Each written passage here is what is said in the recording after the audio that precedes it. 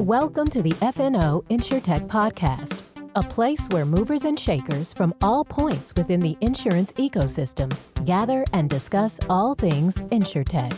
We talk about how technology and innovation are affecting and driving change in the industry. Here are your hosts, Lee Boyd and Rob Beller. Hey, podcast world, welcome to another, and I'm not kidding this time, seriously interesting, intelligent, insightful, remarkable episode of FNO InsureTech. Ooh. InsureTech. Emphasis. InsureTech. I am your co-host, Rob Beller, with none other than the comedic, the struggling comic, Lee Boyd. Lee, is it true that you're trying to get into the world of stand-up comedy? I have tried to tell 2 jokes today and it didn't work. And I think my problem is I just finished a Steve Harvey book, and it was this motivational book, and he talked about how comedy. And so I was feeling funny after reading his book, and it just didn't land. Just didn't work. So you're no Steve Harvey. I am no Steve Harvey. I tell you though, he has a really good book. A couple of them that are good. They're motivational books about getting your life right and setting your goals. And it was a great one. Okay. I know you're a big reader. So I do read. And you don't always tell me about the books you read. So if you tell me about it, it's because it got to you. And it's funny because I just finished Steve Harvey and I just started Plato, and I'm trying to compare the two, and they're, not quite on the same. I don't know how Plato would feel about that. Not quite on the same, but I will say if you're looking for a good New Year's motivational book to think like a success, be a success, I think that's the title. I don't know. It's a pretty good book. Do you think that Plato would have been a good host on Family Feud? No. But of course, in my head, when you read Plato, it's all about Socrates because he writes in Socrates. And so now I'm thinking about Socrates being a host, and there'd be so many questions that nobody would ever be able to answer. Right. So no. And I'm not going to ask you any more questions about that. We're done. But speaking of brilliance and motivation, we have a brilliant guest today. We have a luminary. Very intelligent person. From the insurance industry. We have Ellen Carney from Forrester Research. Yes, and she is going to come on and talk all about InsureTech. I mean, very rarely do we get to talk to somebody who studies our niche this in depth. That she knows everything that there is. We're going to get to talk about the P&C side. We're going to get to talk about the life side. We're going to talk about agents and what their role is. And we get to talk about the future. And have you ever wondered if all these InsureTechs are going to be around forever? Well, she has a prediction, an updated prediction. I have wondered that. Well, there's a lot. There's a lot of them. Now, you don't always see them at the next year's conference, but what's happening? One of the cool things about our podcast is we find a lot of really generous, kind people who are willing to come on and talk.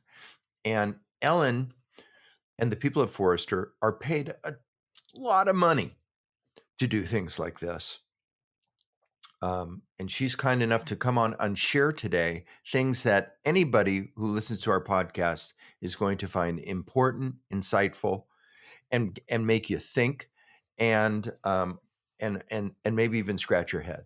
And well-spoken, very bright, super experienced. What else can you say about Ellen Carney? Just a really nice person. So nice. She was giving blood. She was. She had to leave so she could go. She didn't want to be late to her giving blood appointment. That's right. See, and all around good, nice person. Very nice. Have you given blood today? I have not, and I don't have one scheduled. That's who we're dealing with here, folks. So, without further ado, we're going to get to our interview with Ellen Carney, the one and only from Forrester Research. Here we go. Hey, everybody. We are here with our super special guest, a phrase that I don't throw around very often. Super special, not just special. We have with us Ellen Carney from Forrester. There are some luminaries in the insurance industry, in the world of P&C that we've had on our podcast through the years, and this is one of them. Ellen, I can't say enough good things about her. If you've seen her speak, like I have on several occasions at conferences, she's bright and talented and super knowledgeable, and we're honored to have you with us today. Thanks for coming. Well, thanks, Lee and Rob. I'm really excited to be here, and thank you for asking me to kind of weigh in on some of the things that we're hearing and seeing for the year ahead. Well, that's exactly it. If you do this long enough, eventually you get to the real great people like yourself. And just quick story, I saw an article about something that Ellen predicted, which is kind of the meat and potatoes of what we're going to talk about today. I won't disclose it yet. And I just reached out to her through LinkedIn. And I said, hey, would you be on a podcast that you've never heard of? And she was kind enough to say yes. So thank you very much for doing that. Oh, pleasure. I'm sure that you get requests to speak all the time. And for those of you who aren't familiar with Forrester or with Ellen, why don't you start by telling us what Forrester Research is, what your job is there? Yeah. Well, Forrester Research has been in business, at this point in time for about 35 years. We're based in Cambridge, Massachusetts, and we are, basically a market research IT consultancy that, helps clients become customer obsessed, customer focused, drive better customer experiences through the use of digital capabilities, technology.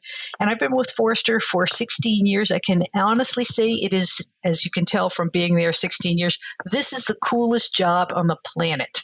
If you're curious and you want to talk to people and you like to write and think and be curious. Talk about that. Why? Yeah. Well, it's, you get to have ideas. You get to research the ideas. You get to talk to super cool people, frankly, people like yourselves that, have been in the industry for a while, get their take on what they see is going on in the business. The other cool thing about Forrester is, if you love data, this is like being a kid in a candy store. Oh, I bet so. Yeah, between the consumer data that we have, the commissioned research collection that we do, and, of course, the data that we have around, how businesses are investing. So, as I said, kid in a candy store. That is so neat. Yeah, and you get to put it all together. Yeah. So what do you focus on there? What is your focus at Forrester? The coolest industry of the world, insurance. Of course. Insurance. 100%. Everybody. 100%. Yeah. So what do you do with it? What do you do with insurance at Forrester? Well, Lee, I've looked at insurance through 3 different lenses, and it all kind of comes together really well with technology companies that are looking to, sell to insurance companies that are looking to use technology to deliver better customer experiences, and also to help, insurance, technology leaders pick the right kinds of technology solutions for their business. So I've covered insurance from 3 lenses. The first 3.5 years I was here at Forrester as part of the sales enablement team. So how do insurance buyers buy tech? Because they buy very differently than banks do, let's put it that way. Right. It's much more relationship driven, much more conversational in the business of insurance. Banking is, transactional. Then I spent 9 years as a digital business strategy analyst. I got my foot back in that area right now. But, how do we use digital channels to win, serve, retain consumer customers, small business customers, and agents? So I also look at the role of the agent, and, lest anybody think the agents are going anywhere, they ain't. They're sticking around. Agents are more important than ever. And in fact, what we see agents becoming are, as sophisticated digital shops like a Geico has. Right. And then in 2019, Forrester changed its go-to-market strategy away from roles to verticals, which was terrific. And so now I also look at the kinds of investments that insurance companies are making in core technology. So, claims is a big area, billing, policy administration, and I cover both P&C and life. So over 16 years, that's a long time. And technology has come a very long way in 16 years. What were you focusing on? What were you seeing then? And what are you seeing now? Well, one of the things, interestingly, is, a couple of things. First is the role of data and analytics. We talked a lot about it 16 years ago. It's one of the most common inquiries that we have here at Forrester from insurance companies is anything to do with data and analytics. Now we're seeing, how insurance companies are using the data that they have, structured, unstructured, and of course, the sources of data are becoming really, really interesting now, especially with things like IoT. So how are we taking that data and turning it into something that's meaningful from an insights perspective and making sure that the data is setting us up to be successful when we roll out artificial intelligence? And so we're seeing right now, Lee, is some really interesting use cases for AI in the business of insurance. Some of it's a little creepy. One of my favorite sources of information, and some of your listeners may be aware of this publication, New Scientist, which is a London publication, and I always get fantastic ideas for the insurance industry, both from a technology perspective, but also some of the things that we're seeing around climate change and stuff like that. So just to give you an idea, there's a company called Do Not Pay, which is basically, wait for this, using AI to coach people who are on trial because of perhaps a traffic infraction, speeding, tailgating, whatever. And it's basically using AI to coach the defendant about what they should say in the courtroom. Wow. I did not know that. Yes. Can you share an example of a cool AI application in the insurance world that you've come across that you feel is promising? Oh, yeah. Well, and I think this came out in spades after the pandemic, but certainly some of the things that we're seeing that's AI driven are artificial intelligence driven chatbots. So how can we answer questions for a consumer about when their bill is paid, questions they might have about their claim without having to wait to connect to to someone in a call center or an agent or things like that. So you don't have to hang around on hold, and you don't have to wait till the agency opens up on Monday morning to ask the question. So we're seeing that coming from carriers. And to be honest with you, as I said, we're seeing agencies, independent agencies, investing in these kinds of AI capabilities to serve customers when the agency is closed, when that small business owner is, trying to figure out what's going on with their insurance or their claims or whatever, when they're not on the clock and the agency is closed. And it keeps them from calling the carrier. And so that independent agent can control that relationship. So we saw that as the number one channel choice post-pandemic in terms of the way that people wanted to interact with their insurance companies. Last year, the number one inquiry we had from insurance companies was about cloud. And probably not a surprise, the companies that they were asking about are AWS, Amazon, and Microsoft Azure. Now, interestingly, this year, the number one company that insurance companies are asking about, this was in the first half of the year, was Microsoft Azure. And so they have kind of trumped, Amazon AWS this year in terms of cloud questions. Why is that? That's a good question. And I think part of the reason is just the role of Microsoft within the business of insurance, right? We're a Microsoft shop, we're, we depend on, Office, Outlook, everything there. Teams and all those things. Yeah, you got it. They've tied it together. It makes sense to go in that direction. Yep, exactly. And, so it makes it a pretty easy sell. This may be a little bit of a rock up a hill for Amazon AWS, but we'll see what happens as we look at the second half of 2022 and see if, our friends at Amazon have recovered there. So, we've moved away from dipping our toe in the water to, full blown, we're going cloud. It's got to be in the cloud. That is going to be, the way we're going to be imagining our business moving forward. Why does everybody want to be in the cloud? Is it just to make them more nimble? Is it so they can make things or is it because of audits and compliance? I think, one of the things that you certainly hear from insurance companies is there are some that are, that say hell will freeze over before we, move from on-prem. But many are saying, we like the cloud. We like the fact that, if we, are buying a cloud solution, then we're going to get, all the benefits of the latest releases. We don't have all the expenses associated with, maintaining those releases. That said, we're hearing interestingly from some vendors, it's, hey, we could kind of step in here and help support these customers who, don't want to go cloud, aren't going to be supported because, we've certainly shifted away from the carrot to the stick when it comes to how we're going to be supported in the cloud from some of the core system vendors. So, you're seeing some interesting system integrators see, the opportunity to still continue to support some of these non-cloud proponents, as they move forward. What's their concern? Is it security? I think it's security. I think, it's, kind of philosophy. We've always been on-prem. It's, this is something that we're concerned about. We're going to stick this way. I have to be honest with you though, Rob, it tends to be smaller carriers. That kind of have that perspective. Mm-hmm.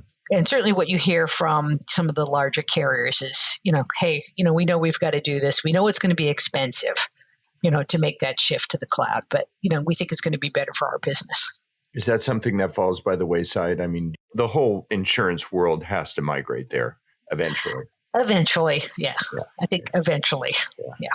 You can fight it, but yeah, the upsides are just too great.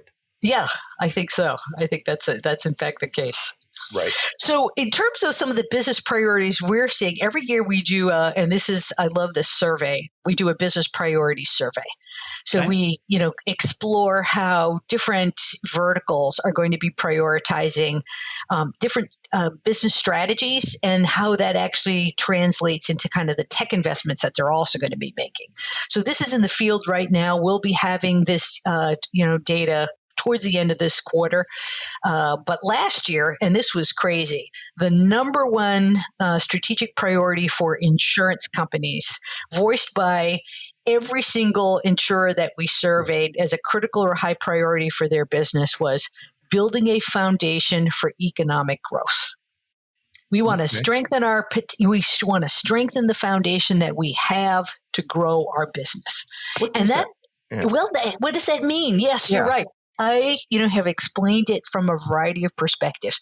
Certainly, technology, where it's going to help us, be more efficient, more effective in the way we're servicing our customers. It's also, our people. How do we develop, to the point that we had talked about before around the role of data and analytics for insurance companies? How do we build that data literacy amongst everybody within our organization? I've said for years that every insurance employee is going to become a data analyst. That's just going to be their jobs. We have to prepare people for that. And, you see some skepticism from some long-timers in the business. I've always, no one needs to tell me this, right? I know how to fly this plane, right? I've done it through visual flight rules for all these years. Yeah. Now we're asking them to fly by instrument. Trust this data. This is, this is going to help us make better underwriting decisions, better claims decisions.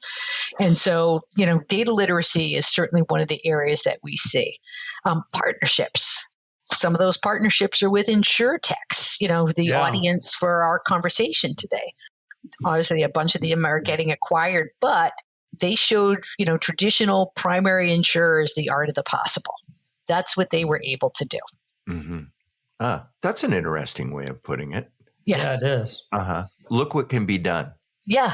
When you have a blank sheet of paper, you're not burdened by your core systems. By as we had talked about your philosophy around cloud, you can move faster.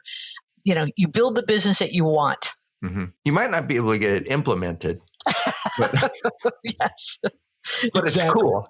It is cool. Again, the art of the possible. And of course, you see this a lot with, innovation labs within insurance companies. Yeah. The art of the possible, is addressed in spades in these innovation labs. The problem is that nothing usually sees the light of day from the innovation lab. It never gets commercialized. It never gets scaled. Is that your knock on the innovation lab? Yeah. Yep. Have felt that way for a long time. Is it their fault or is it just a cultural I think it's a cultural thing. It's a cultural problem, right? We're a very risk averse industry. We could have some wonderful ideas. I'm sure you guys use this as well, but one of the greatest sources of information, I gave you my other one on New Scientist, but patent filings. What patent filings does an insurance company make? And you kind of get a sense of where they're going there directionally. State Farm always does some really cool stuff, but I always take a look at the patent filings. What's in their head? What's the IP that they're thinking about? And, is this dog going to hunt? Is this going to turn into anything? But it gives you a sense of how they're thinking about their business moving forward. Now, it may not be happening tomorrow, but it could happen longer term. And I think probably one of the best examples of this is, back in 2014, 2015, State Farm filed a patent where they didn't even call themselves an insurance company in the patent. They called themselves a life management company. And it was all about, in this arcane patent language about, aggregation of data and this, that, and the other thing. But really, now that you have this relationship and investment in ADT, the Google smart home stuff, it became very clear that, okay, this is how they're moving into this interesting direction where State Farm becomes a life management company, not an insurance company, a life management company. Help you manage and protect the things that are dear to you, help you prevent claims, and this is how they're going to do it. Has that come to pass? Is that where they are? I think they're moving that way. Obviously, with that announcement, was it September with the 15% ownership of ADT and the Google smart home device relationship and stuff like that. So, they're exploring. They're innovating at scale at State Farm. Right. Which is interesting for such a old, established Bloomington, Illinois company, right? Yeah. That they would be more towards the front. Well, it's interesting. State Farm has, I think, taken very seriously what they need to do with their customers. And I just finished up the Customer Experience Index report for U.S. auto and home insurance. And State Farm did really well this year. Yeah. Were they, at the top? No, but they make my heart feel really glad that they're doing really good things in terms of how they're supporting their customers and how their agents are supporting their customers. Tell us a little bit about that. I'm curious. What are you seeing with that? Lee has a State Farm background. History. Okay.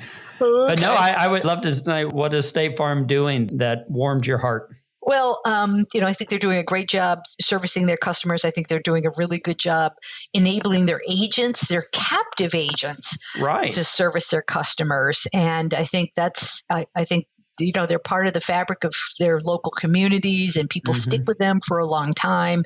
And I think that really got demonstrated here. That's neat. So, State Farm did very well this year. And, as I said, it made me glad to see that, they're wanting to move forward, wanting to innovate, wanting to change their business, and, basically recognizing that they have to. That's neat. Yeah, I'd like to circle back just real quick. We talked about agents, and there was a time mid 2015, 2017, where the role of the agent was in question, and everyone thought the agent is going away. It's all direct to consumer. We're all going online. You don't need an agent. And now all that we hear in 2022, 2023 is the agent is everything. Yeah. What happened there? Like, I guess, was it determined that we need the agent? Yeah. Well, here's the thing, and I got to say, maybe I was a lone voice, because back in 2015, I was saying, the agents ain't going anywhere. They're sticking around. Yeah. What you're seeing certainly is, agents, supporting customers. One of the things that we see in our own data is, even for, people who've been to the insurance rodeo for a while, they're still uncertain about, do I have the right coverage? I don't understand, the pricing I got for this quote, what's covered, what's not covered, and they want to talk to somebody. Here's something crazy. We asked this in Australia, but when we asked Gen Zs what would make them most likely to go with a digital insurance company, a digital startup, an InsureTech, like this audience is, or this podcast is aimed at. Wait for this. 36% said if they had a mobile app that connected me to an agent. Agent. It goes back to, I'm cutting the apron strings. I'm leaving home. I've just graduated college. I've getting my first job. I got my first car. The realization that insurance does not come with a car for the most part yet. So I need to get some. And so they talk to a neighbor, they talk to a boss, they talk to parents, and parents, talk to an agent. Right. And, it gets a little bit different when they get a little bit older and they've been to the insurance rodeo at least, one or two times, then they're happy to kind of work direct. But, Gen Zs, and then we saw this back in 2015, 18-year-olds, most common thing they were doing on a mobile app in interacting with their insurance companies was looking for an agent. Mm-hmm. Right. Agents ain't going anywhere. And their parents, I'm thinking of Kate Terry. Yeah, it's Surround. Their market is providing insurance to millennials or now Gen Zs. Yeah. Right? And who's their primary distribution point? Agents. Mm-hmm. And why? Because most parents have an agent. That's right. And where does a kid go to, how do I go about insurance, mom and dad? That's where they go. Exactly. And and here's the thing though, the agent has to call back, the agent has to support them, or there's got to be some easy mechanism that they actually can connect. Right. And so that's certainly one of the reasons why you also see agencies investing in, cool digital capabilities. Mm-hmm. Right. And I went to, Applied Systems, graciously invited me to AppliedNet in Nashville this year. And I got to open the conference with a talk on, what's going on in the tech landscape for agents. And when I asked the audience, how many of you have a chat bot that's, AI enabled, almost everybody but there were about 200 people in the audience raised their hands. Oh, wow. I asked the question, any of you working on the metaverse? And for those of you in the audience that, most of you, I suspect, are going to know what the metaverse is, but, these kind of virtual environments where, you can immerse yourself in experiences with a Oculus headset or whatever. And it could be used for training. It could be used to understand risks and stuff like that. We actually had an agency owner, young guy, say, yeah, I'm working on that for my agency. I was like, wow. Wow, that's impressive. It was. So what you're seeing the really smart agencies doing is investing in the kind of technology, as I said, that Geico and Progressive, have invested in. And I see, some of the independent agencies, and these are little guys, 14, 15, 20 people in the agency that are, pulling out the stops in terms of technology. And also I'd have to say a big focus on customer experience. Let's talk about InsureTech directly. Okay. I don't even know where to start with you, which is a wonderful thing. It's not like you're here to talk about one thing, but let's jump in at the article that caught my attention. Okay. I get Insurance Journal hits my email, I guess, daily. And there was an article. Ellen Carney says 25% of all InsureTechs will disappear in 2023. Yeah. Well, that, of course, caught my attention. We're talking about agents feeling threatened. What about podcasters who have an InsureTech podcast? But seriously, share with us where that came from and tell us about that project. Well, every year we do a predictions report. There are predictions, across Forrester and, from a technology perspective, from a vertical perspective, whether we're covering healthcare or public sector or retail, banking, we all do our predictions, what we think are going to happen. Some of us, not me, are even good enough where they actually go back and revisit, last year's predictions and see how we did. Grade themselves. Yeah, we kind of grade themselves. So we kind of take a look at what's going on in the marketplace. And, you certainly could see some of the rumblings about what was going on with some of the InsureTechs. No longer in business. The website was missing. missing or file not found. You were seeing all these, kinds of indications that things were not quite right in that pretty robust business. And at the same time also, we had interest rates going up and there were better investments for, how to use free capital than an InsureTech. So, we put a stake in the sand. We said 25% of InsureTechs would exit the market. And there's a couple of ways, Rob and Lee, that exit could happen. It could be an acquisition. It could be, a wind up that might be happening from some of the VCs. We're going to put some of these together. Or it could be just simply, we're done. We're going to throw in the towel, walk away. Right. Well, yeah, exactly. It's over. So we said 25%, we're going to go through this and, we're going to be either shadows of their former selves or not their former selves at the end of 2023. And I got to be honest with you, gentlemen, that's one we get wrong. Got one we get wrong. Okay. Well, that's transparent. Which way? It's up not or a down? good way. It's, it's going to increase. So so higher than 25%. 40 to 50%. Oh my. 40. So what do you think? I mean, out of that, do you think most of them are exiting by being acquired, or do you think most are exiting by force, right? By leaving, by running out of money, by walking away? Well, I think the good news will be, the ones that have viable business models, the one that have captured the attention of carriers, and a great example is Travelers and Trove, with an acquisition like that. So you'll see some get acquired. You'll see some, as I said, that will get wind up. But I think, unfortunately, if you haven't really distinguished yourselves, if you haven't really differentiated yourself in the market, and if, fortunately, that's one of the things we saw, same old, I've already seen that. That's not so new and interesting. I think those are the ones that are going to go by the wayside. They'll be on sale. They'll be on sale. And we certainly have heard from, some of the tech vendors that I work with, some of the InsureTechs that they had made overtures to in the heyday have come back and say, would you still be interested in acquiring us? Yeah, sure. Wow. Not for the same price. Not for the same price. Mm-hmm. So it's a buyer's market now. So they're caught up in a macro, in the macroeconomic reality of 2023. Yeah, and you guys have been through this as well, right? You've been through the .com bubble. I was as well. I thought I was going to be a gazillionaire 87 times over because everybody was leaving and joining .com startups, and I got enough to buy a pair of shoes at Marshall's at the end of it. But it was exciting being in the boardroom at Morgan Stanley. I got to say, I would imagine.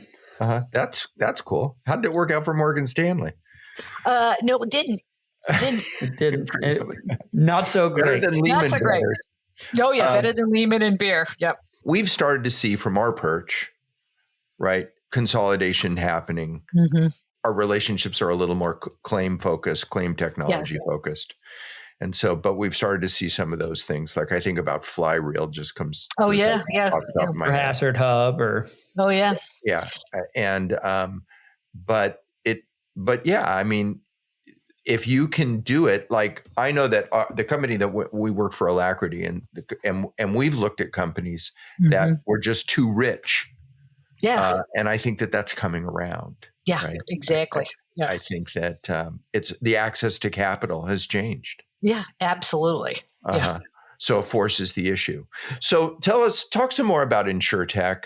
And it's funny that these two things are happening at the same time, because on the one hand, you would say InsureTech is on the rise, right? Yeah. With each passing year, its place in the ecosystem, in the equation, in the value chain is more secure. Yeah, exactly. And I think, we're going to see companies get founded, great ideas, come to fruition. Again, with the idea of, there's going to be some kind of exit strategy, and hopefully the exit strategy is going to be positive for that InsureTech. But I think we're going to continue to see, especially around things like, analytics. I think in the, I know you're primarily property and casualty, but I think, Foxo is a great example. That was like kind of a really interesting example of how we're going to marry longevity and life insurance in a startup. And so when you think about, some of these blendings, I think we'll see, some interesting InsureTechs come out here. Yeah. So I think, it's probably not going to be, as I said, the world doesn't need, yet another contents inventory app or anything like that. Give me something that's a little bit different. I was pretty excited about ClaimLogic, which of course, who knows where they went to, but an orchestrator for the whole claims ecosystem, which I thought was really cool, but then, just disappeared. So, others, have gotten, acquired. So, do you think, and this is maybe a little Debbie Downer, I don't know, but do you think that InsureTech is working? I mean, are companies becoming more profitable? Are they settling claims quicker? Are they getting more customers? Are they doing what they're setting out to do with this technology wave? Or is it just that everyone uses technology, therefore insurance companies have to also? No, I think it really is making an impact on the claims experience for sure. Okay. When you think about what's happening especially with data and analytics and AI, that, are straight through processing. That's one of the other things that we had talked about in the predictions report is, the level of straight through processing, but the ambitions that P&C insurers have, and frankly, life insurers have, at different points in the customer journey around straight through processing are really ambitious.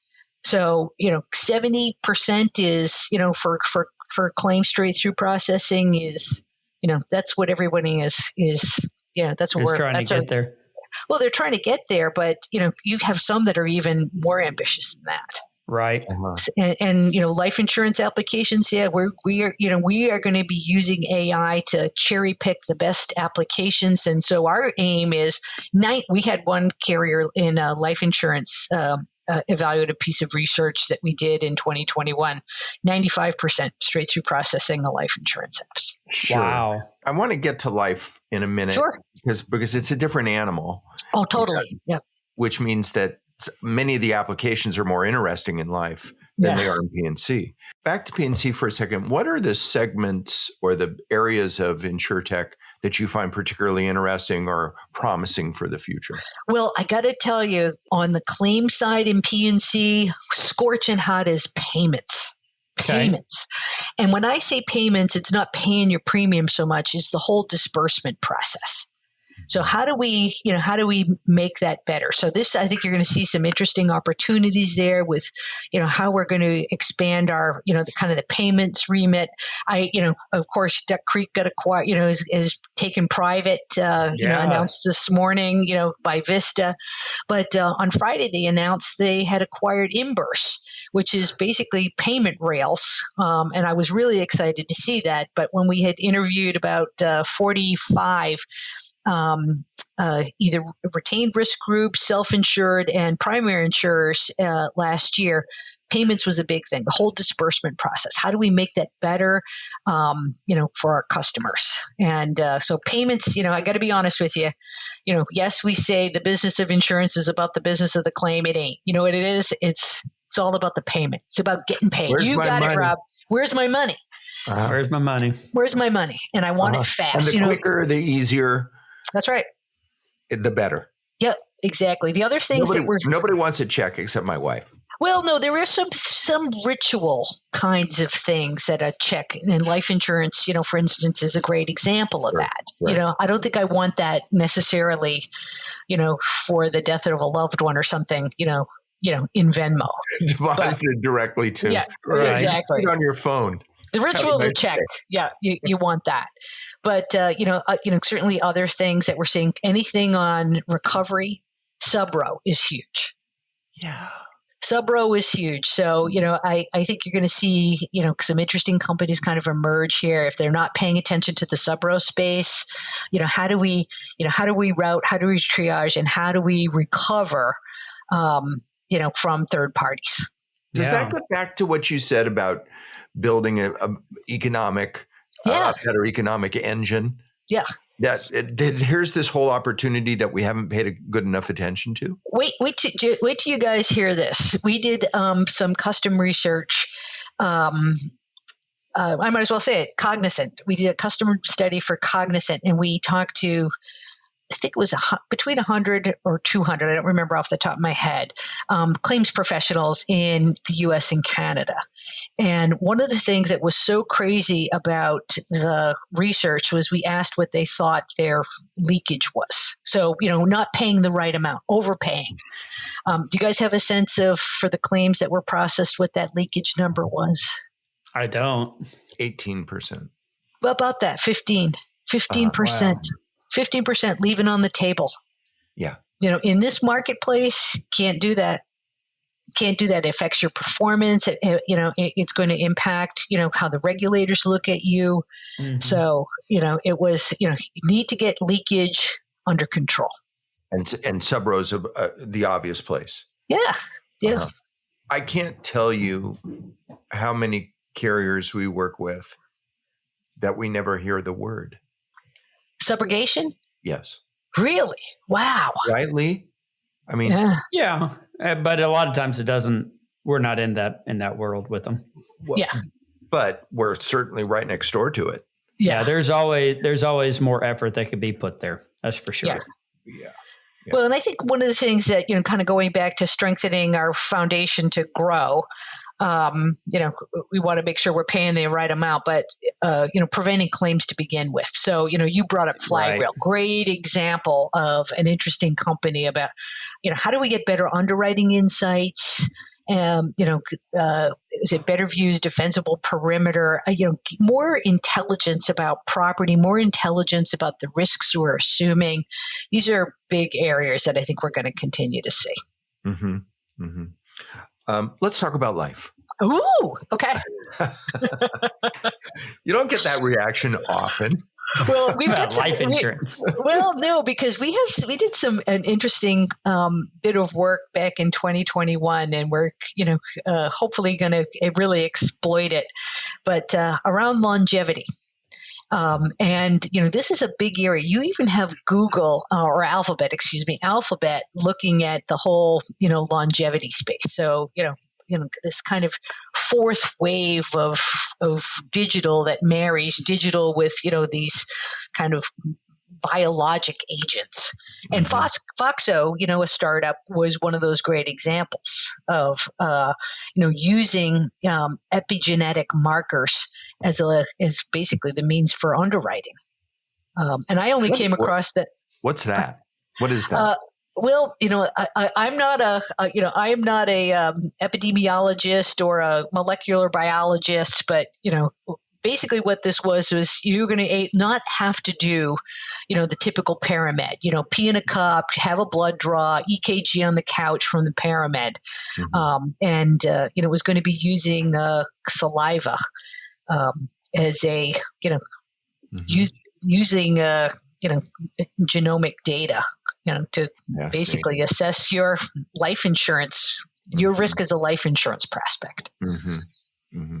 So I heard about these guys at InsureTech Connect at Surify's summit there. Yeah. Right. We've heard of Surify. Yeah. But, one of the problems we have, I'm sure it's a problem you have too, is that there's so many names. Oh, yeah. It's hard to keep up with her. What do they do? What do they do? But life is something that isn't life much more direct to consumer? No, you really need the agent there. Direct to consumer, you might see it here in the U.S. market, to be honest with you, Rob, because of the group and voluntary space, right? Life insurance, supplemental life insurance, through your workplace. Mm-hmm. But, it in many senses demands an advisor to really kind of explain it. And then the sad thing is that, a term life policy, which is inexpensive for a first-time life insurance buyer, isn't worth many agents and advisors' time. So those are the ones where they don't call you back. Uh-huh. We did an interesting. It's not a lot of money to be made there. Yeah. Well, it is. We did an interesting little bit of mystery shopping back in, I think it was 2017 and 2018, with 7 life insurers here in the U.S. and 7 in Canada. The Canadians were really good at having their agents call you back. Here in the U.S., not so good. Mm-hmm. Not so good. So what excites you in the life space now? Well, I think, again, kind of going back to this sense of this combination of longevity and life insurance, and we're going to actually be using this kind of fourth wave of data where, it's, I guess the question is, what would you expect a life insurance company to do for you if you were willing to give them your sequence DNA? Think about that, where they have that as a data source. So I've actually been thinking about that, about, the mapping of our genome and all that kind of stuff, and the application for health, right? Not just to improve your health or to guard your health, but in the insurance world, right? For health insurance, let alone life insurance, of course. And that's where it's, I mean, if you're betting, because life insurance is just this big bet, right? Yeah. I bet you're not going to die. Yeah. Well, right? And this is like this whole longevity space is really interesting, but, and there's some interesting scientists looking at this, but, some of them are positing that there is someone alive today that could live to over 200. Yeah. Goodness. Yeah. Well, and again, you want to have a great quality of life. So what is it about your genome is going to make you, ensure that you can enjoy that retirement, so, this could be great news or scary news for anybody in the variable annuity space or, anything like that. Could you imagine? It's going to mean some interesting new products, new ways of underwriting in the life insurance space. Mm-hmm. But we've seen a lot of InsureTech life insurers, yes? And a lot of activity there. Why is that? How come? Well, I think, the world didn't need another lemonade, on the P&C side. I got to be honest with you. Yeah. If I saw another, lemonade lookalike, I was going to throw up. And to be honest with you, lemonade looks an awful lot like State Farm these days, if you ask me. Yeah. So, but the life insurance space, I think, was really underserved. And I think, so then you saw the bestows and the ladders and the fabrics, come out, and they were thinking about new ways of doing things and, new ways of I don't know. Have you heard of Dead Happy? The life insurer in Liverpool, England. Love that name. No, I've Dead not. Happy. Yeah. And I came across them. I can't remember where, but it was an article I had read in Vox about millennials' approach to death. And they have a very different perspective about death and things like that. And I came across Dead Happy, but dead in Liverpool is like the way we use wicked and awesome here in the US. Okay. It means very. And so you're very happy. And what Dead Happy was doing is, here's a new experience around life insurance. And, why not involve your beneficiary in understanding that, they're a beneficiary. And, one of the cool things that Dead Happy did was, give you a way to kind of tell how you wanted that life insurance distribution to be used. Take your friends on a trip around the world. Do this, do that. But, so it was really kind of lovely. So not just the money, but this is what you're going to use it for. This is an experience. Yeah. Very use it for something that, celebrates life, which I thought was really cool. So that was one that really stood out to me here. Ben Akiva was another one in the life space, but around the beneficiary experience, how to make that better. Yeah. So we've had them on. Yeah. Interesting. And they are. And I'm sort of surprised, to be honest with you, that we haven't seen a competitor in the InsureTech space to come out and give them a run for their money, because I think that's a good thing. I think in some senses it's a good thing to have some competition there. Just don't need 50. Now that you said that. They're all coming. I'm sure they say thank you. Yeah. Yeah. Oh, go ahead. But the life space is, we saw some stuff on demand life and some new underwriting angles and different parts of the journey. Yeah. Mm-hmm. Yeah. I listened to Peter Attia. Are you familiar? Yeah. Who's a longevity doc. Yeah. And has a whole longevity world that he's created. And it's fascinating stuff. And that's exactly what he's pushing is, how far can we push this envelope of a quality life? Yeah. But it has some interesting, the obvious implications, obviously, for life insurance and annuities, but it also has some interesting implications for property and casualty. You think about this older workforce, the average age of the American worker has increased. And, what does that mean for things like workers' comp? What does that mean for technology to keep people safer on the job longer or in different ways? And so, it may not be your classic auto and home, but it could be, something that we're doing around small business insurance, something we're doing around autonomous vehicles, things like that. So, we've gone past our allotted time, for which we thank you. But I want to get one more insight from you before we go, because you're nothing if not a fountain of insight, which is just so wonderful. We're eating this up. This is great, and that is, so you talk about 2023 and what could happen in the InsureTech world in this year. Talk about the next 5. What do you see?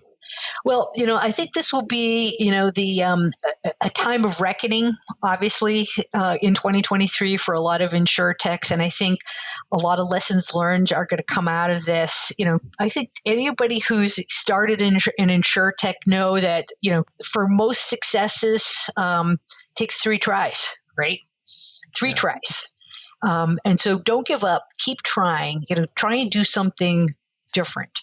Look around, think about it differently. So I think we're going to see better differentiation over the coming 5 years. I think we're going to see things moving into more commercial spaces, potentially commercial property and casualty, using, hey, let's face it, what's coming?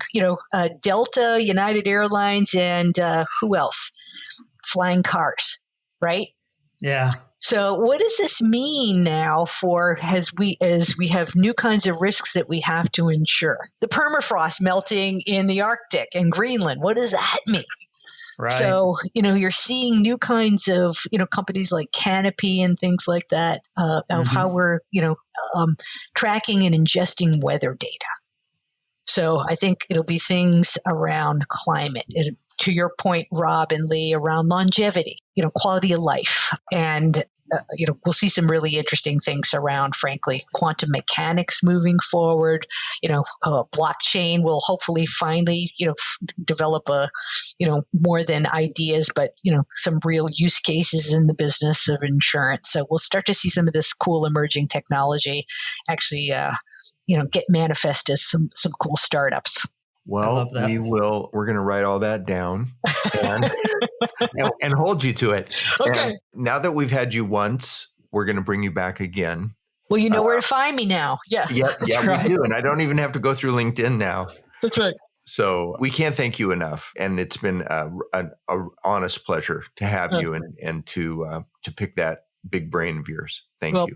Well, pleasure. Thank you so much. Yeah. And best wishes for a great 2023 for you guys. Hope it's prosperous and always interesting. Yeah. And we'll get to go to InsureTech Connect this year, and there will be fewer people. So there you have it. Yeah, maybe. Yeah. Maybe the same. They'll just all be working for the same company. That's right. Yeah. Right. Just leave your COVID at home, which is where I got it. Oh, there you go. We'll leave it at home. Well, we thank you so much for being on. Yeah. Thanks, Ellen. The coolest thing about our podcast is we get to talk to people like Ellen Carney. I agree. It's the people that we get to talk to.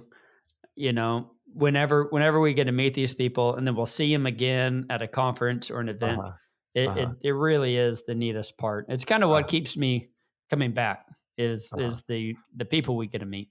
And for somebody like her, I mean, there's companies that pay vast sums of money to talk to her and her cohorts at Forrester. And she gave us, 50 minutes today and didn't hold back on insights and ideas. And she's so knowledgeable. She has so much in her, right? She studied this and knows this information inside out. It's a pleasure and sharp as a tack, right? Yeah, she was a delight. Yeah. Unlike you and me, why are we not sharp? I don't know. I don't know either. I don't know.